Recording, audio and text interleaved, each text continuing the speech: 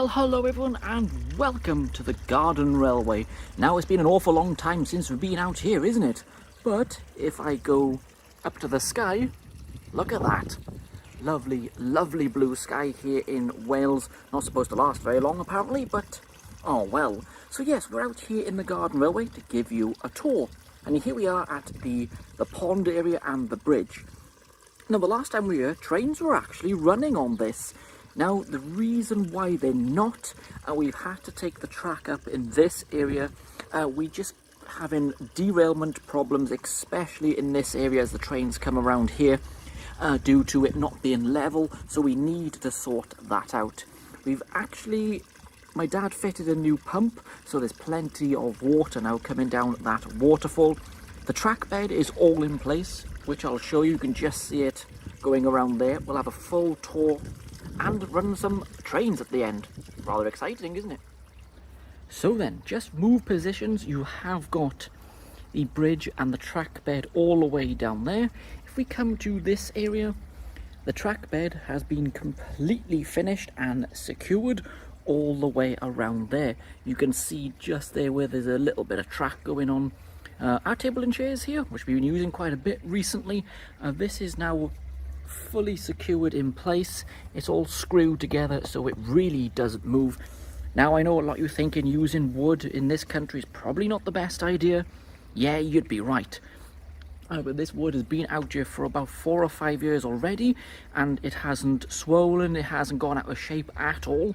So I think we're going to be, it should last a good amount of time. And you can see the garden, how long the garden is, and you can just see some track work down there, which will be going down there. You have the back of the house, the lawn, and the line literally follows just there. You can see a wagon sitting there, which I'll show you in a minute. Another part to show you then. Now, this is going to be a siding. We might put a small single lane engine shed just up the top of there. We haven't decided yet. This is the main line. Yes, it is slightly sharper than we would like, but I'll get into that soon. There will be a point here, not this one, because we need a right-hand point. This is a left-hand one. I'm a complete idiot and bought the wrong one, so probably have to sell that one and get another one. We are using medium points out here in the garden. They run well. We haven't had any issues with them in testing, so that should be fine there. So this will be the location of the station. You can see in the gap there. Now again, is it wide enough? No, it isn't, but we will have a nice centre platform there. This will be a dead-end line, an end sort of just in that area. We don't have quite enough space to put a full run round in. It's not too much of a problem. And then obviously this inside line will connect with the point there. That will go straight on and that will go around there. A lot of landscaping work done by my dad, really lovely looking, and we obviously got a new fence in there which hasn't been there all that long. Here we got Molly's tunnel, and here is Molly. This is our cat. She uses this on a regular basis to go into her next door neighbour's garden. Whether they're happy with that, I'm not sure, but she does it anyway. Quite a friendly cat normally, but a bit of a nutter half the time.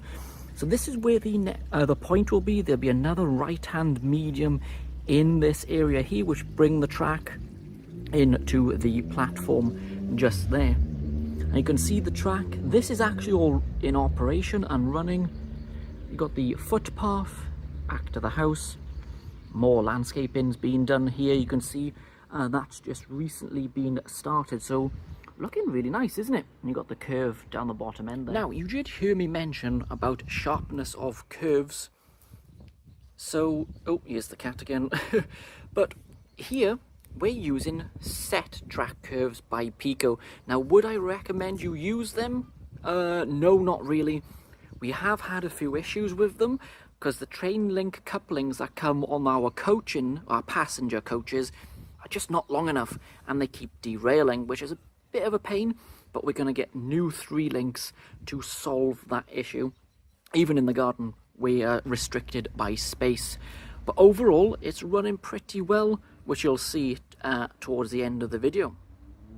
So I've just spun round the opposite direction. We have the rock tunnel there, which is now actually operating. The trains are running through there. and the line at the moment ends just there. We are having a massive track delivery later on from GLR Bespoke Services. Oh dear to my bank balance, but we got to get on with it. That is the controller we are now using.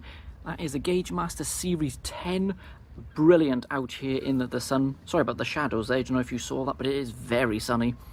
So yeah, it gives a much better power output on the rails, which certainly helps with the locos out here in the garden.